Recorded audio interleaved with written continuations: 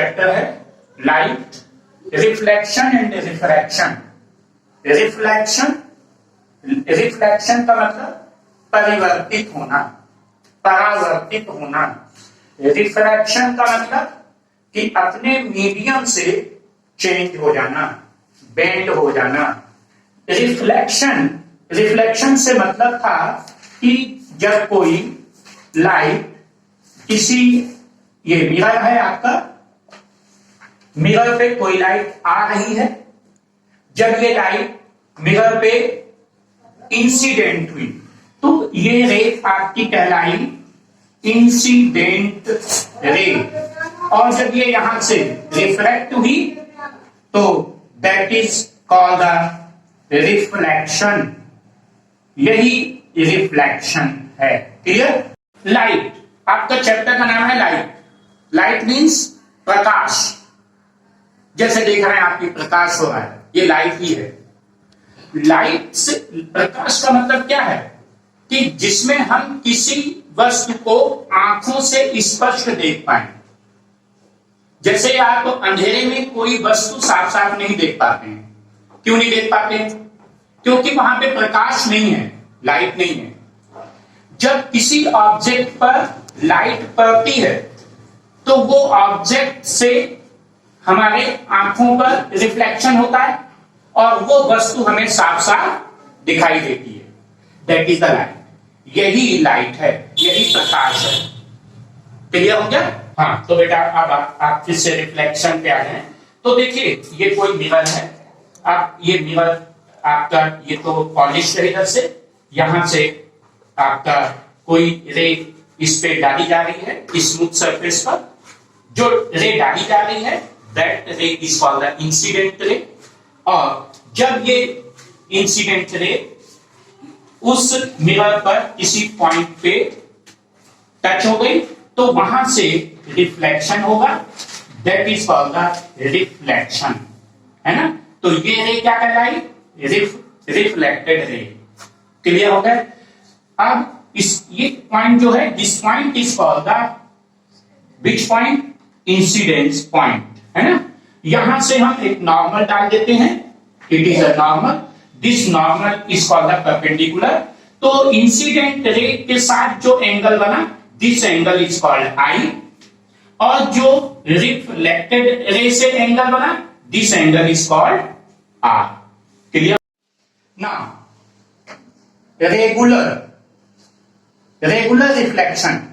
Regular reflection मतलब एक समान रिफ्लेक्शन। जैसे मान लीजिए कोई मिरर है, ये इंसिडेंट हुई रे, ये रिफ्लेक्ट हो गई। मान लीजिए ये इंसिडेंट रे है, ये रिफ्लेक्ट हो गई। मान लीजिए ये इंसिडेंट रे है, ये रिफ्लेक्ट हो गई। तो आप क्या देख रहे हैं कि जो इंसिडेंट रे है और जो रिफ्लेक्टेड रे है वो एक दूसरे के पैरेलल में है। यानी जब पैरेलल है तो इसका मतलब है कि रिफ्लेक्शन कैसा है? रेगुलर रिफ्लेक्शन है। That type of reflection is called the regular reflection. एक इरेगुलर कह सकते हैं या diffused, diffused reflection. Diffused reflection, diffuse reflection क्या है कि कोई, ये आपका मिरर है, रे इंसिडेंट हुई, रिफ्लेक्ट हो गई, फिर कोई रे है, इंसिडेंट हुई, रिफ्लेक्ट हो गई, फिर कोई रे है, इंसिडेंट हुई, रिफ्लेक्ट हो गई। तो इसमें देख रहे हैं जो रिफ्लेक्शन है वो रेगुलर नहीं है, वो कहीं भी रिफ्लेक्ट हो जा रहा है। तो this type of a reflection is called the diffused reflection. अब ये क्यों होता है? क्योंकि जो रेगुलर रिफ्लेक्शन है इसका मतलब है कि उसमें जो बॉडी है वो स्मूथ है, पॉलिश्ड बॉडी है। जो पॉलिश्ड बॉडी होती है वो रेगुलर रिफ्लेक्शंस करते हैं, लेकिन जो अनपॉलिश्ड बॉडी होती है उनमें जो रिफ्लेक्शंस होते हैं वो इरेगुलर होते हैं। जैसे वॉल, वॉल में कैसे होंगे? डिफ्यूज रिफ्लेक्शन होंगे। मिरर में कैसे होंगे? रेगुलर होंगे। ओके, मान लीजिए ये आपका कोई मिरर है, आपकी ये कोई रे आई, इस पॉइंट पर this point is called point of incidence. Note कर ले sir, point of incidence. This ray is called the reflected ray. This ray is called the incident ray. It is called normal, and this angle is called I, means incidence angle. This angle is a reflected angle. Okay, this is the ray diagram of a reflection of a light. तो इससे आपके laws of a reflection हो जाएंगे। तो आप जानते हैं there are two laws of a reflection. पहला लॉ क्या कहता है, देखिए आपने क्या देखा कि incident ray, refracted ray and point of incidence, all these three lies in the same plane. That is called the first law. Clear? And what is second law? Second law is that angle of an incidence is always equal to angle of reflected. Clear? Yani sin I equal to sin R. These are the two laws of a reflection. Okay? So, laws of a reflection. अभी मैंने आपको समझाया, क्या समझाया था? First law कि incident ray comma reflected ray and point of incidence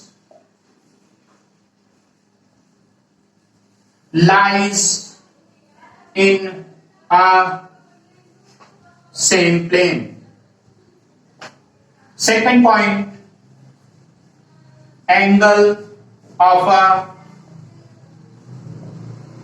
incidence is equal to angle of reflection, means angle I is equal to angle R. Okay, these are the two laws. Now spherical mirror.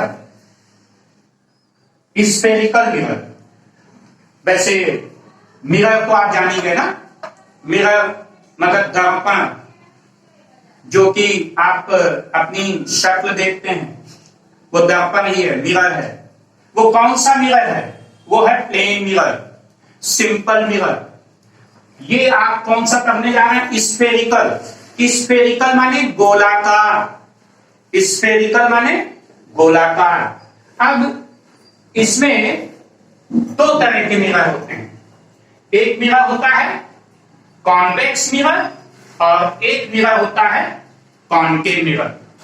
जैसे आप देखें, अगर हम ये part इसका क्या कर दें, पॉलिश कर दें, और इसमें इधर से ये पार्ट पॉलिश कर दें, तो इसका जो ये उभरा पार्ट है, ऐसा अगर पार्ट होता है, तो this mirror is called convex mirror. ये किस टाइप का मिरर है? Convex mirror. और जिसमें जो अंदर पार्ट दिखता है वो किस तरह का मिरर कहलाता है? Concave mirror. Clear? Concave mirror. जैसे आप स्पून ले लें, ठीक है ना? तो स्पून का उभरा हुआ पार्ट किस टाइप का है? कॉन्वेक्स। और अंदर वाला पार्ट किस टाइप का है? Concave mirror. तो इस तरह से आप कॉन्वेक्स और कॉनकेव मिरर को पहचान सकते हैं। क्लियर? हाँ, यस। तो देखें, ये फिगर आपका किसका है? Concave mirror. ये कौन सा मिरर दिख रहा है आपको? कॉनकेव मिरर, बाहर से पॉलिश है। दिस लाइन, मान लीजिए मैंने इसको ओपी लाइन दिया है। There are many turns in a spherical mirror. Centre of curvature, radius of curvature, aperture, principal axis, pole, focus, focal length, these all terms of this spherical mirror. अब first, what is the principal axis? तो आप देख रहे हैं जो ये line है OP, this is called the axis.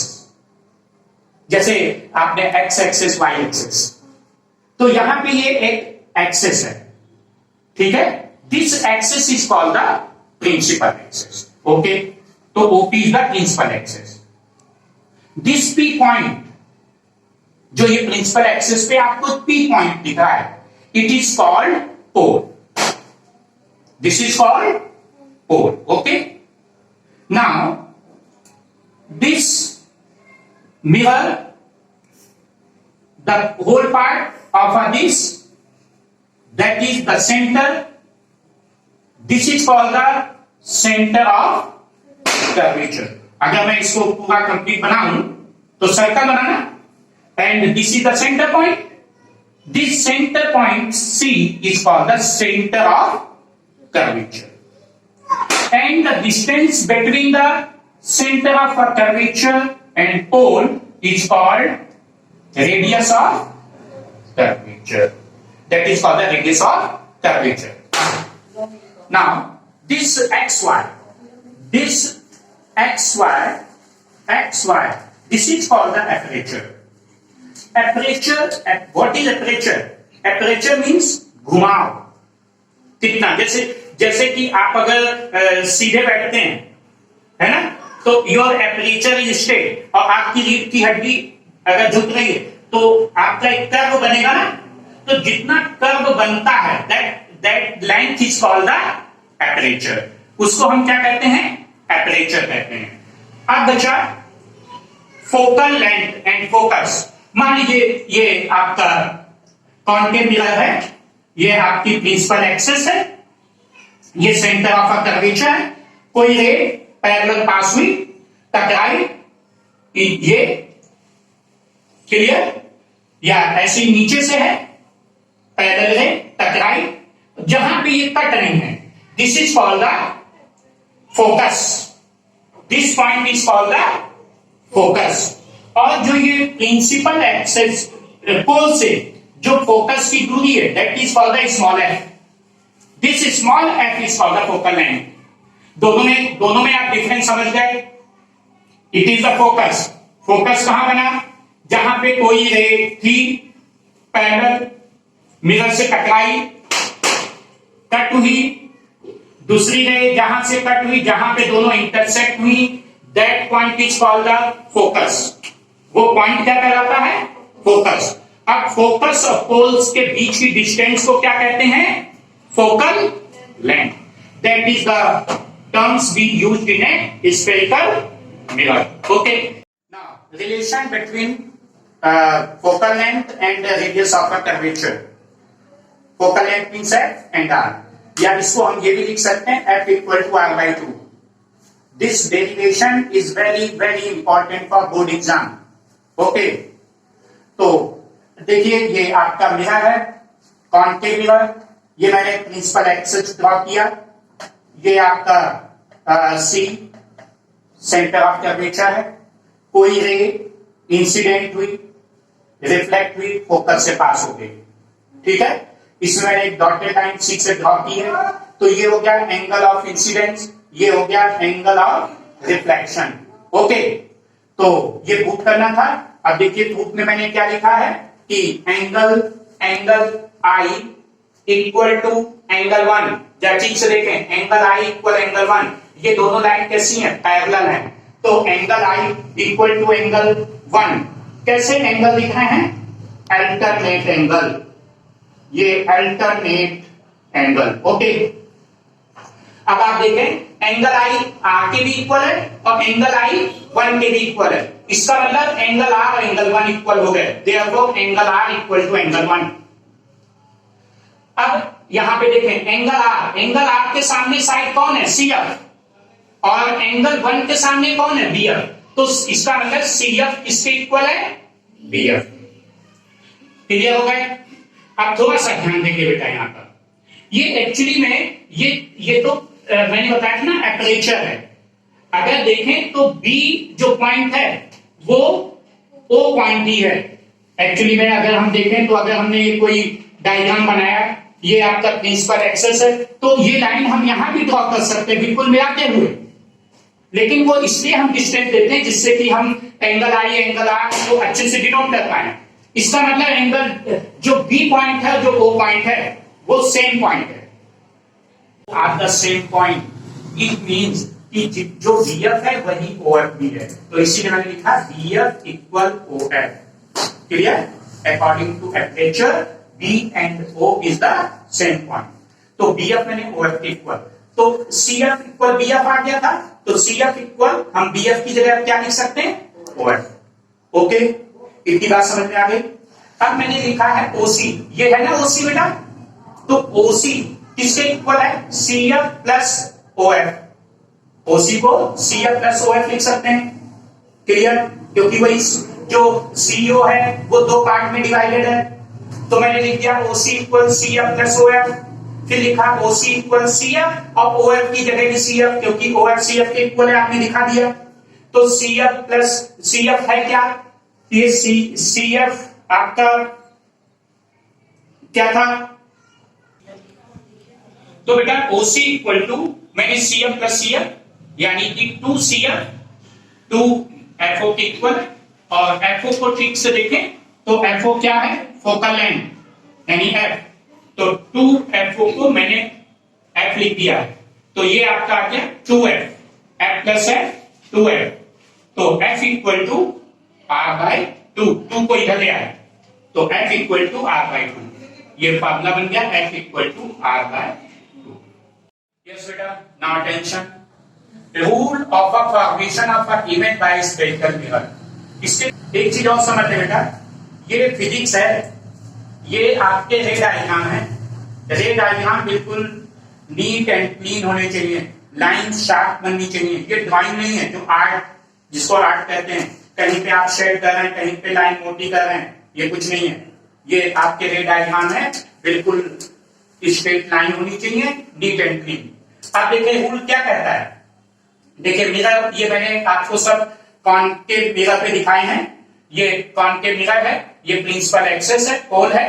कोई जब line parallel to the principal axis जाती है, कैसी जा रही है? Parallel to the principal axis, तो दैट रिफ्लेक्ट होने के बाद that ray always passes from the focus. तो देखिए ये टकराने के बाद ये कहां से पास हो रही है? फोकस। क्लियर हो गया रूल? अब इसका उल्टा देखिए क्या हुआ, सेकंड में देखें। अब की बार रे कहां से पास हो रही है? फोकस से, तो पैरेलल हो जाएगी प्रिंसिपल एक्सेस के। उल्टा है ना, जब रे कहां से पास हुई है? फोकस से, तो रे क्या हो गई है? पैरेलल किसके? प्रिंसिपल एक्सेस के। दो रूल हो गए, लास्ट रूल। अब की बात देखिए, रे कहां से पास हो रही है? कर्वेचर से। जब रे कर्वेचर से पास होती है तो टकराने के बाद वो कर्वेचर पे ही वापस चली जाती है। क्लियर?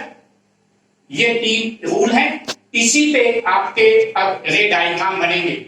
ये जो रे डायग्राम है हम आपको नेक्स्ट वीडियो में दिखाएंगे, ठीक है? तब तक आप इस वीडियो को बहुत अच्छे से देखें, लाइक करें, शेयर करें और सब्सक्राइब भी करें। ओके।